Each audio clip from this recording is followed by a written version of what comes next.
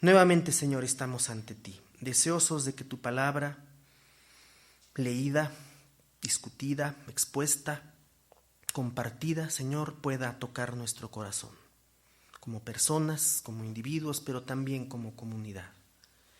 Que esta palabra tuya, Señor, pueda ser expuesta de manera contextual para responder específicamente a nuestra condición presente y que a cada corazón, Señor, llegue ese bálsamo tuyo a través de tu Espíritu. En Cristo te lo pedimos. Amén. El lenguaje de la cruz, dice San Pablo, es ciertamente un absurdo para los que van por sendas de perdición. Más para nosotros, para aquellos que están en camino de salvación, es poder de Dios.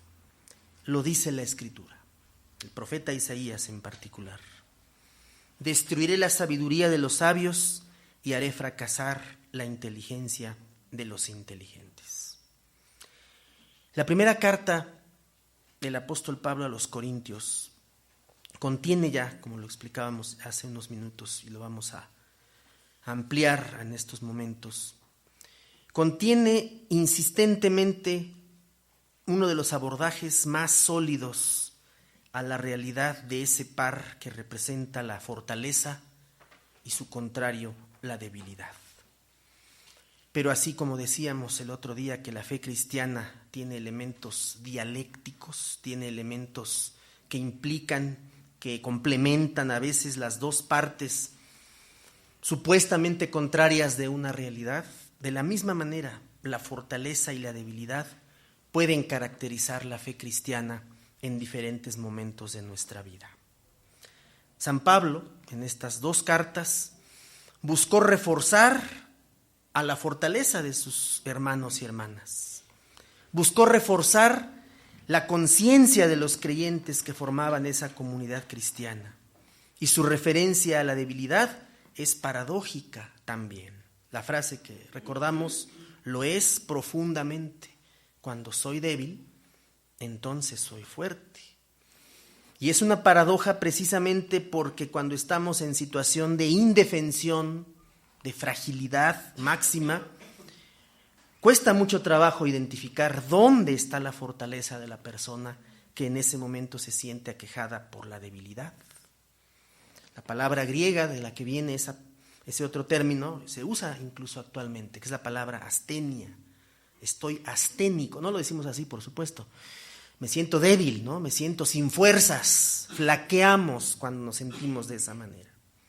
Y el apóstol se acerca precisamente a esa experiencia humana, una experiencia hasta fisiológica en ocasiones, para profundizar en que el significado de esas dos situaciones y condiciones que representaban al interior de esta comunidad estaban presentes en varios grupos de familias, de creyentes, pues en varias ocasiones la fortaleza tiene el sentido de riqueza económica y social, y en otras más se proyecta hacia la práctica y vivencia de una espiritualidad firme y sobre todo, como también revisábamos hace unos momentos, también una espiritualidad madura, una fe sólida, una fe sostenida.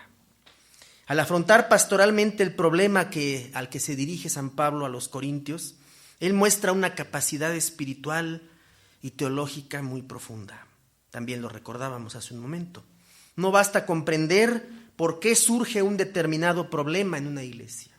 Hay que descubrir los criterios bíblicos, teológicos, doctrinales, que nos permitan analizarlo, enfrentarlo, pero sobre todo resolverlo. La comunidad de Corinto, la iglesia de los Corintios, fue un auténtico laboratorio eclesial. Cada comunidad cristiana es un laboratorio eclesial. Amí Shaddai en particular es un laboratorio eclesial. Lleva más de 20 años de serlo. Y lo seguirá siendo en toda su existencia. La existencia que Dios quiera que tenga Amí Shaddai será un auténtico laboratorio. Y en un laboratorio, ¿qué se hacen? Experimentos, ¿no? Pruebas que a veces resultan y a veces no. Digo, cuando el laboratorio explota, bueno, ya es el colmo. Pero el laboratorio es eso, es un espacio de prácticas, de experimentos. No experimentar para jugar como en los juguetes Mi Alegría, ¿se acuerdan? Bueno, los que son de mi edad se acordarán de los juguetes Mi Alegría. No para jugar, no para ensayar cosas, a ver cuáles son las más atractivas o las más interesantes, sino para resolver problemas, para resolver situaciones concretas. El laboratorio eclesial que es cada comunidad cristiana, como en este caso Corinto, también es un modelo de comunidad cristiana para todas las épocas. La de Corinto es un caso muy llamativo. Por eso es que, si el Señor nos lo permite, los 5 domingos de enero vamos a trabajar estos pasajes de Corintios. Realmente no habíamos hecho el experimento en los meses recientes o años incluso de consagrarnos exclusivamente a un libro de las Escrituras para estudiarlo en los domingos. Lo vamos a hacer ahora, precisamente con estas 2 cartas. Lo que pasaba allí en esa comunidad de Corinto era una convivencia, como igual acá, una convivencia diversa y contradictoria. Y en esa convivencia se encontraban los grupos de los llamados débiles y los llamados fuertes, cuya existencia vino a reforzar las observaciones sobre estas 2 realidades que el apóstol ya había practicado, otra vez como experimento, en 2 lugares. Vamos a verlos. Las 2 citas son muy sencillas y están muy cerca entre sí. Romanos 14:1 y Romanos 15:1. Los primeros versículos de cada capítulo continuo. Romanos 14:1 y 15:1 también. En el 14:1 dice: reciban al débil en la fe. Ahí están los débiles. Pero no para contender sobre opiniones, no para discutir, no para tener peleas verbales interminables, discusiones de café que no conducen a ningún lugar. Reciban a los débiles, 14:1. Y el 15:1, que parece como mandado a hacer, 15:1. ¿Ya está? Sí. Así que los que somos fuertes, y ahí se incluye él, ¿no? El burro por delante, ¿no? Así que los que somos fuertes debemos soportar las flaquezas de los débiles y sobre todo, ¿qué? No agradarnos a nosotros mismos. Los fuertes, dice Pablo, nos reunimos entre nosotros y todos bien contentos porque somos de la misma fortaleza, ¿no? Y vemos hacia abajo a los demás hermanitos, decimos a veces, cometemos a veces esa imprudencia, esa barbaridad, esa grosería de hablar de los hermanitos más débiles, más pequeños, más frágiles.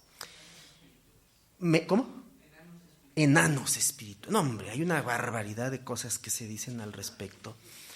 San Pablo en Romanos empezó con ese asunto, en Romanos mismo. Aquí hay 2 muestras breves. La cosa es mucho más profunda, no les quiero complicar la vida y hoy queremos terminar a buena hora, insisto, para los hermanos que acaban de llegar, queremos ir con la familia de nuestra hermana Rosita Páez a acompañarla a su morada en el Panteón Dolores. Queremos ir los más que podamos. Por eso voy a hacer lo más breve posible todavía. De modo que esa debilidad a la que alude la carta a los Romanos, 14:1 y 15:1, hay que recibir al débil en la fe. Inevitablemente, los que ya se consideran como fuertes, como dice el 15:1, también fuimos débiles en su momento, ¿verdad? Roma no se hizo en un día. Los que ahora son fuertes, o se consideran fuertes, o se ven al espejo y se consideran fuertes espiritualmente, hace 20 o 30 años eran también muy débiles, o éramos también muy débiles. El tiempo debe transcurrir, considera el apóstol, para que a favor de la fe haya un crecimiento y permita que a esa debilidad la sustituya la fortaleza. De modo que al designar a estos grupos de creyentes con actitudes diferentes ante las exigencias rituales, litúrgicas y morales, el apóstol Pablo no está clasificando a los hermanos de la iglesia. Y lo que voy a decir ahora, hermanos, espero que se tome con toda certeza y con toda claridad. No es una crítica a nuestros hermanos en otras iglesias, no solo presbiterianas, sino de otros tipos. ¿Qué pasaría si el próximo domingo, día 10 de enero del 2016, dijéramos, a partir de este domingo, en este lado del templo se sientan las hermanas y en este lado los hermanos? ¿Qué pensaríamos? La primera reacción sería, bueno, ¿y por qué, no? No, es que vamos a ensayar unos coros y para ensayar coros sí sirve que estén separados los hombres y las mujeres. Bueno, no hay problema. Pero si no nos dieran esa razón, no, pues necesitamos una razón. ¿Por qué nos vamos a sentar así? Hay iglesias que hacen eso, de muchos tipos en este país y en otros países. Acá las mujeres y acá los hombres. Para que no nos distraigamos mutuamente. Porque como somos menores de edad en la fe, nos tienen que separar como si estuviéramos en la escuela. A veces las iglesias tenemos tendencias a considerar como menores de edad a los miembros. Y nos colocamos, como dice San Pablo, en ese nivel, en ese escalón de altura, donde vemos o pretendemos ver hacia abajo a aquellos que no se van a poder contener, hombres o mujeres, si están al lado de personas de sexo distinto.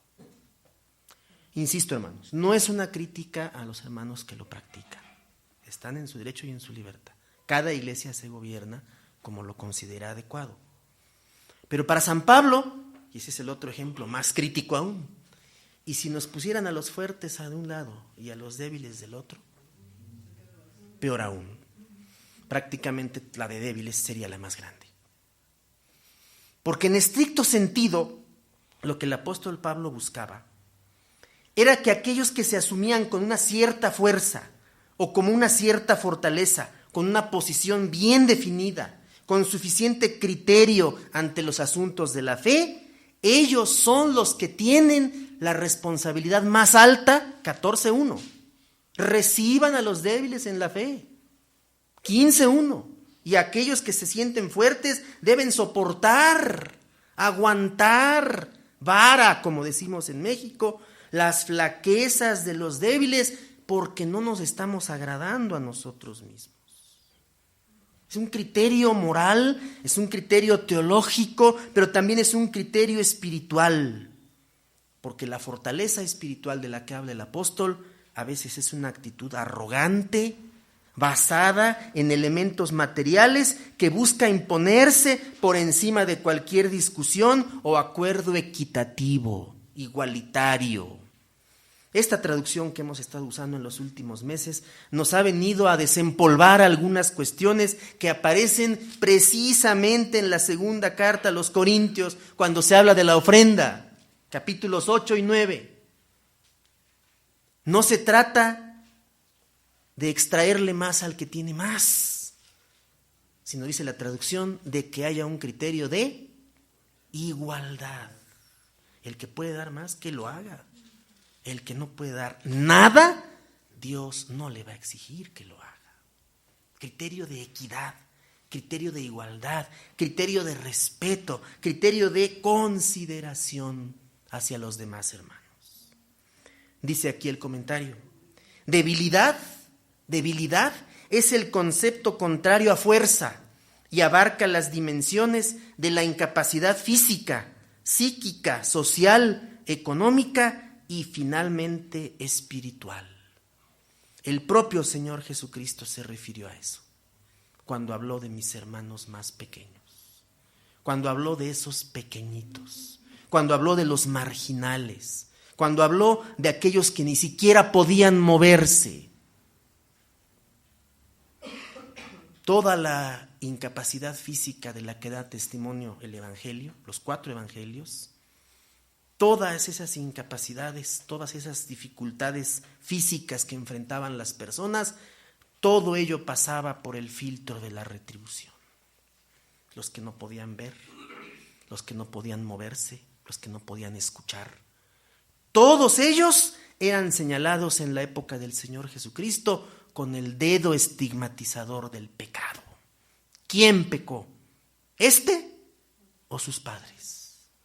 Y el Señor abre la caja de Pandora de una manera revolucionaria y radical, cuando, para sorpresa de sus discípulos primero, de los otros testigos, de sus adversarios, fariseos y judíos que estaban cerca, a la pregunta que hace aquella persona, él responde y dice: ninguno pecó. ¿Cómo? Esa debilidad presente, esa incapacidad física, ¿es inexplicable? Y dice el Señor: sí, Ninguno de estos pecó, ni él ni sus padres, para que él fuera un invidente.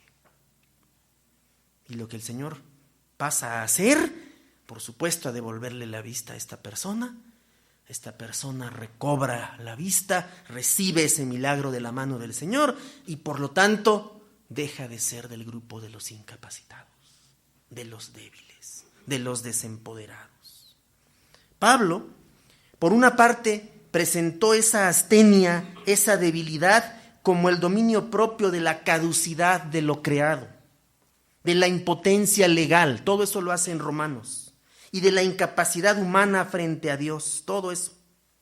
Mientras que por otra, en un segundo momento, la debilidad la entiende, y esto es lo que nos importa, hermanos, para todo este mes y para todo el año. Lo que nos importa especialmente es esto. La debilidad, San Pablo la entiende como el lugar propicio para que se haga presente el poder de Dios. Esa es la segunda gran forma en que San Pablo utiliza en sus cartas, sobre todo en estas tres, Romanos y las 2 de Corintios, utiliza la debilidad, la dualidad, fortaleza, debilidad, para entender la postura de la fragilidad y de la impotencia como el lugar propicio para que se haga presente el poder de Dios. La presencia de esas dos posturas generaba una tensión comunitaria, una tensión de ideas, una tensión de creencias adentro de la comunidad que debía de resolverse. ¿Ustedes han oído hablar del nudo gordiano? Muchos no lo han oído hablar. El nudo gordiano es aquel nudo precisamente que tiene que ser abierto y roto de alguna manera. Y viene aquel monarca pagano, entre comillas, viene y dice, no, quitémonos de problemas. Da el golpe sobre el nudo gordiano y el nudo se deshace. Muchas veces tenemos nudos gordianos en nuestra existencia comunitaria y personal. Y tenemos que dar golpes de timón para resolverlos. A veces en las iglesias, y yo les pregunto, hermanos y hermanas, les pregunto, ¿a veces se extraña el estilo autoritario para la conducción pastoral? Y hay que ser honestos y decir que sí, se extraña el estilo autoritario. ¿Por qué el estilo participativo? ¿Por qué el estilo del consenso tarda años en establecerse y en decir, no, pues es que los de arriba que resuelvan? No, señores. La responsabilidad de la vida de la iglesia, ¿de quién es? De todos horizontalmente, porque todos somos sacerdotes, según el orden de Melquisedec, ¿no es cierto? Igual que Jesucristo. Pero a veces nos viene la nostalgia por el estilo autoritario. Hace algunas semanas comentábamos sobre un estudiante que de buenas a primeras fue electo en una iglesia sin ser ordenado y que no le pidió permiso a la otra organización donde estaba y ya se fue y ya lo instalaron y ya está trabajando. ¿Perdón? Adiós. Y comentábamos y decíamos, hace 30 años, ¿cómo le hubiera ido en la organización de la cual se salió? ¿Cómo le hubiera ido? En términos del estilo autoritario, vertical, impositivo, de dominio y de control, incluso de las propias vidas. Bueno, eso y muchas otras cosas producen tensiones a la hora de transmitir y de consolidar el Evangelio de Jesucristo. Termino leyéndoles, hermanos, una frase, un resumen de esta visión de Pablo sobre la debilidad y la fortaleza. Lo resume admirablemente. Y va punto por punto señalando todo lo que está en las dos cartas y con 2 o 3 citas que veremos rapidísimo. Defendiéndose contra los adversarios de Corinto, Pablo tenía adversarios en Corinto, en la iglesia de Corinto, porque ni siquiera estaba presente. Si estando presentes hay adversarios, estando ausentes, mucho más.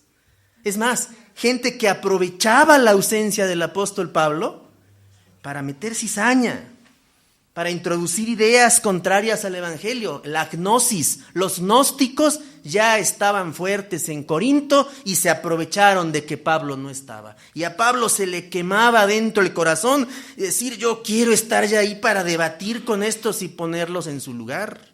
Porque vaya que podía, verbal, teológica, pastoralmente, vaya que podía Pablo hacerlo, pero no estaba allí presente. Por lo tanto, al escribir y al hacer su pastoral a distancia, se defiende contra los adversarios de Corinto. ¿Y por qué se defiende de ellos? Porque esos adversarios estaban orgullosos de su fuerza y de la riqueza de sus dones. 1 Corintios 4:10. ¿Qué dice, hermanos? Fuerte, fuerte, hermana.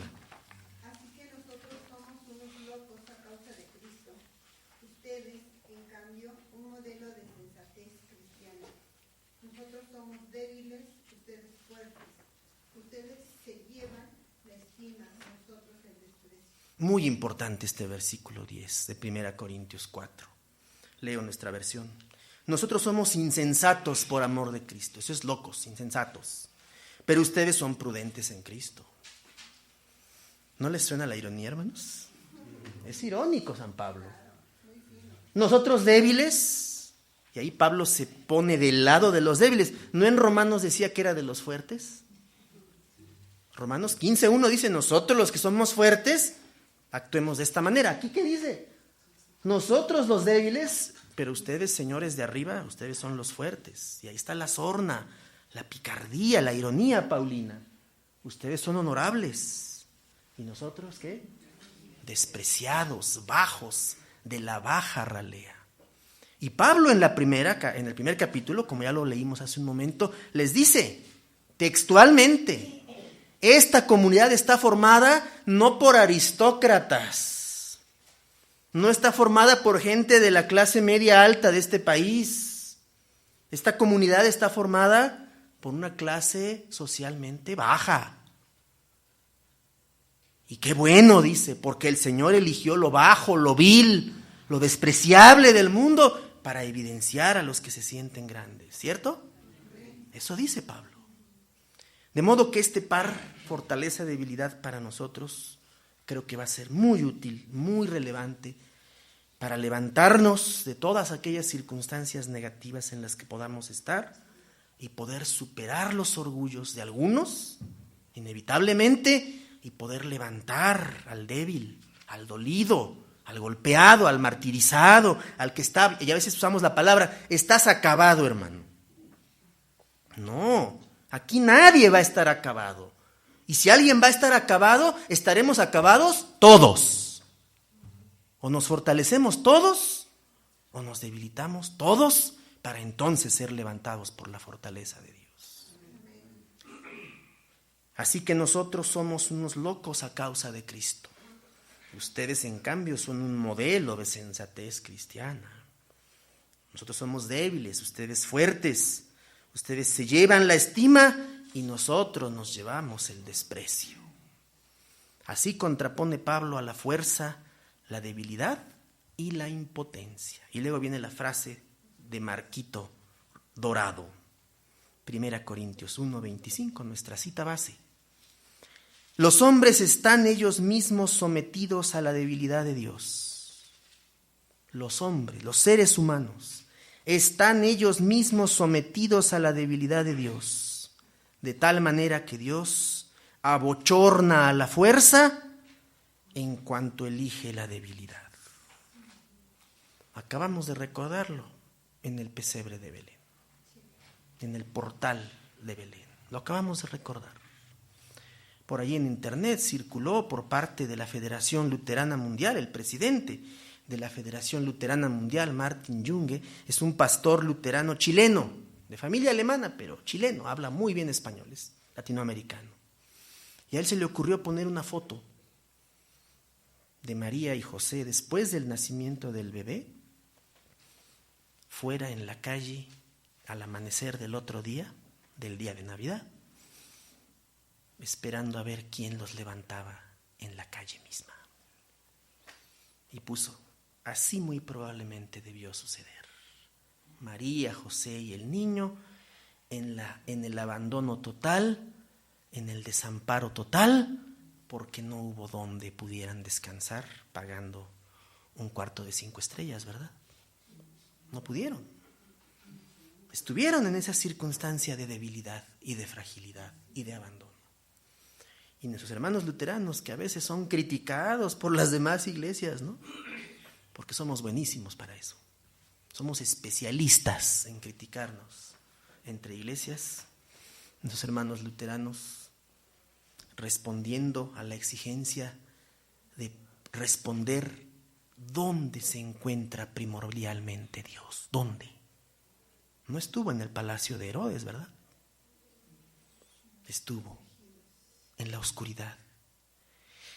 Parece, y no estamos regresándonos a Navidad, aunque si lo hacemos no importa, la gruta de Navidad, la gruta del nacimiento del Señor, expresa mejor físicamente eso.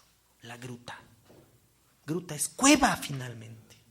Una cueva, un espacio lleno de murciélagos, ¿cierto? Allí viven los murciélagos. Está lleno de alimañas la cueva, ¿no? Allí nació el Señor. En la debilidad, en el abandono, en la fragilidad. Por eso dice este comentario que Dios abochorna a la fuerza, a la fortaleza. Salud. Porque elige y eligió la debilidad. Y termina. Los seres humanos, por supuesto que no son más fuertes que Dios. 1 Corintios 10, versículo 22. ¿O provocaremos a celos al Señor? ¿Y leo qué? ¿Qué dice? 10:22, 1 Corintios. ¿O provocaremos a celos al Señor? ¿Somos más fuertes que Él? Vean hasta dónde llegó San Pablo en sus preguntitas sobre la fortaleza y la debilidad. ¿Somos más fuertes que el Señor? Por supuesto que no. Y el Señor quiso ser débil para en esa debilidad mostrar la fortaleza. Pablo mismo ha de unirse al reproche de que sus cartas son duras y fuertes, pero que él es débil. Sin embargo, el apóstol no ve como una desventaja el no ser fuerte. Cuando tenemos que hacer algún pago y no contamos con la tarjeta correspondiente, ¿qué hacemos? Hoy, pues buscamos a uno que la tenga, ¿no? Un conocido que tenga su tarjeta, sus ingresos, sus recursos, las características que nos pide tal o cual institución. Y entonces nos sentimos débiles, ¿no? Nos sentimos marginados del sistema financiero. Se nos va el carro. ¿Se nos va el qué? Se nos va el carro. Se nos va el carro, ¿sí? Sentimos estar del lado del que no deberíamos estar, pero estamos. Por eso las teologías de la prosperidad, mal llamadas teologías de la prosperidad, incurren precisamente en ese problema. Precisamente en ese problema. Porque invierten la argumentación paulina, de las 2 cartas a Corintios y Romanos. Somos hijos de un gran rey e hijas. Amén. Es la premisa, pero la conclusión es pésima. Por lo tanto, tenemos derecho a todo. Perdóname, pero no es así. No es así. Somos hijos de un gran rey, sí, pero no tenemos derecho a todo. Tenemos derecho a lo que Dios quiera darnos, que no es lo mismo. Y si Dios quiere darnos la debilidad, tenemos que asumir la debilidad. ¿Acaso quiera darnos también la fortaleza en algún momento? En muchos sentidos. Académica, espiritual, económica, puede ser. Pero incluso recibiendo esos dones y esas bendiciones, no se nos debe olvidar, dice San Pablo, que en la debilidad nos encontró nuestro Dios. Y al encontrarnos en situación de debilidad, esa debilidad no debe olvidársenos nunca. Para que podamos decir junto con el apóstol, cuando soy débil, entonces soy fuerte. Que Dios nos bendiga, hermano.